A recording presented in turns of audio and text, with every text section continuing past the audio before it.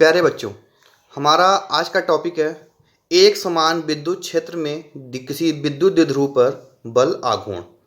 तो पहले तो आपको पता होना चाहिए बल आघूर्ण क्या होता है। जब हम किसी वस्तु पर ऐसा बल लगाते हैं कि वो उस वस्तु को किसी अक्ष के परितः परितः घुमाने की प्रवृत्ति रखता है, तो वैसे बल को हम बल आघूर्ण कहते हैं। जैसे हम अपने घर की खिड़की दरवाजे बंद करते हैं तो उसमें हम बल आघूर्ण लगाते हैं। हैंडपम्प को जब हम चलाते हैं तो हम उसमें बल आघूर्ण लगाते हैं। तो इसी प्रकार तो बल आघूर्ण का जो हमारा फॉर्मूला होता है वो होता है बल आघूर्ण बराबर होता है बल का परिमाण और मल्टीप्लाई बाई बलों के बीच की लंबवत दूरी। अब जरा हम चित्र पे आते हैं। चित्र में आपको दिख रहा होगा कि ये एक समान एक विद्युत क्षेत्र है। एक समान विद्युत क्षेत्र है। आपको दिख रहा होगा कि इसका एरो इस तरफ है। मैंने आपको पहले बताया था कि जब विद्युत क्षेत्र रेखाएं एक समान दूरी पर होती हैं तो उस तब वो एक समान विद्युत क्षेत्र को दर्शाती हैं। अच्छा, और विद्युत क्षेत्र की जो दिशा होती है हमेशा प्लस से माइनस की तरफ होती है। तो इसका तात्पर्य ये हुआ कि इस चित्र में इधर प्लस आवेश होगा और इधर जो होगा वो हमारा माइनस आवेश होगा। अब इस चित्र में एक विद्युत द्विध्रुव है ए बी, जो इस विद्युत क्षेत्र से थीटा कोण पर रखा हुआ है। ए बी की जो लंबाई है पहले की तरह 2a है। अच्छा, अब ज़रा ध्यान दीजिए, क्योंकि जो रेखाओं की दिशा है वो प्लस से माइनस है, तो जो प्लस होगा ये बिंदु बी पर जो प्लस क्यू आवेश रखा हुआ है इस पे इसको आगे की तरफ प्रतिकर्षित करेगा, और जो माइनस वाला जो ए पे जो माइनस आवेश होगा उसे अपनी तरफ आकर्षित करेगा।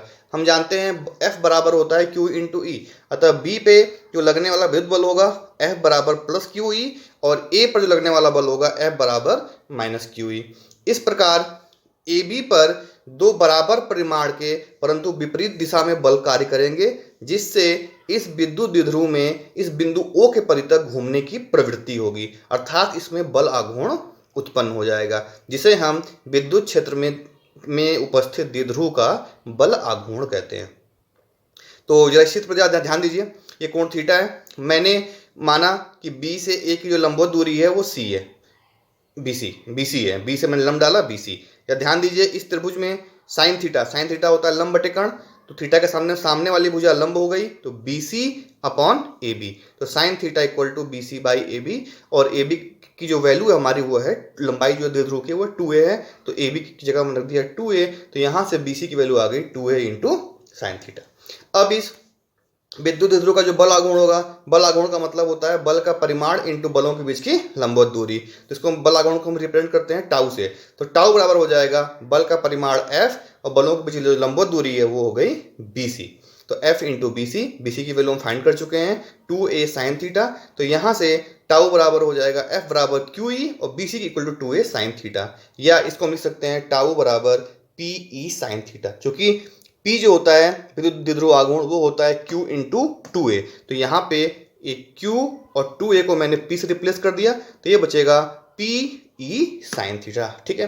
अच्छा, आप लोगों ने फॉर्मूला पढ़ा होगा A क्रॉस B होता है AB साइन थीटा, तो उसी तरह PE साइन थीटा को हम लिख सकते हैं P क्रॉस E। तो tau vector it is equal to P vector cross E vector, अर्थात विद्युत द्विध्रुव का जो बल आघूर्ण होता है वो द्विध्रुव आघूर्ण और विद्युत क्षेत्र के सदिश गुणनफल के बराबर होता है। अब जरा इसमें हम कुछ कंडीशन देखते हैं। पहली कंडीशन, जब थीटा की वैल्यू 0 डिग्री होगी, तो थीटा जब 0 रखेंगे साइन 0 की वैल्यू 0 होती है, तो टाउ की वैल्यू 0 हो जाएगी। इसी तरह जब थीटा की वैल्यू 180 डिग्री होगी तो भी साइन 180 0 होता है, तो ये भी वैल्यू टाउ की 0 हो जाएगी। जब थीटा का मान 0 होगा और टाउ 0 होगा तो उसे हम कहते हैं स्थायी साम्यावस्था, और जब टाउ की वैल्यू थीटा की वैल्यू 180 होगी तब टाउ 0 होगा तो उसे कहा जाता है अस्थायी साम्यावस्था। अच्छा, और जब ये द्विध्रुव एकदम सीधा होगा, देखिए ऐसे एकदम ऐसे स्ट्रेट अगर जब होगा, सीधे अवस्था में जब होगा, तो उस कंडीशन में थीटा का मान 90 डिग्री होगा और इस पे लगने वाला बल आघूर्ण मैक्सिमम होगा PE sine 90 sine 91, that is tau maximum it is equal to P into E। तो इस प्रकार ये जो है विद्युत द्विध्रुव के बल आघूर्ण का सूत्र हो गया। आपको मैं एक बहुत सिंपल तरीके से बताना चाहता हूँ कि मान लीजिए कोई युद्ध का मैदान है, आपको दिख रहा होगा यहाँ से बंदूक से गोलियां चल रही हैं और सामने 3 सोल्जर हैं। पहला सोल्जर सीधे सीधे खड़ा है, दूसरा झुका हुआ है और तीसरा जमीन पर लेटा हुआ है। तो जाहिर सी बात है जो एकदम सीधा खड़ा है, जो लंबवत है, उस पर गोलियाँ उसे गोली सबसे ज़्यादा लगेगी। क्योंकि थीटा का मान 90 डिग्री है, उस पर बल आघूर्ण मैक्सिमम है, यानी गोलियां उस पर मैक्सिमम लगेंगी। जो थोड़ा झुक जाएगा उसे गोलियां कुछ कम लगेंगी, और जो जमीन पर लेट गया वो जो है गोलियों से वो सेफ रहेगा। उस जब थीटा का मान 0 डिग्री तो उस पर टाउ की वैल्यू 0 डिग्री, इसका मतलब ये जो है बिल्कुल सेफ है। एक उदाहरण मैं और आपको देना चाहूँगा। आपने ध्यान दिया होगा जब कभी बहुत तेज आंधी आती है, आपके रास्ते में फंसे हों, तो आदमी क्या करता है कि जिस ओर से आंधी आती है उसी जिस ओर आंधी जा रही होती है उसी दिशा में जमीन पे लेट जाता है, तो इस तरह वो आंधी के प्रभाव से बच सकता है। तो यहाँ सिंपल यही है, देखिए आपका द्विध्रुव है, जब ये तिरछा होगा तो इसकी टेंडेंसी होगी कि ये घूम के सीधा आना चाहेगा, तो जब एकदम सीधा होगा तो लगने वाला बल मैक्सिमम होगा, और जब एकदम सीधा हो जाएगा 180 डिग्री पे या 0 डिग्री पे तो इस पर लगने वाला बल 0 हो जाएगा, मतलब ये विद्युत क्षेत्र की दिशा में संरेखित हो जाएगा। तो ये जो हमारा इस चैप्टर का हमारा आखिरी पॉइंट था। इस प्रकार हमारा चैप्टर नंबर 1 कंप्लीट हो चुका है।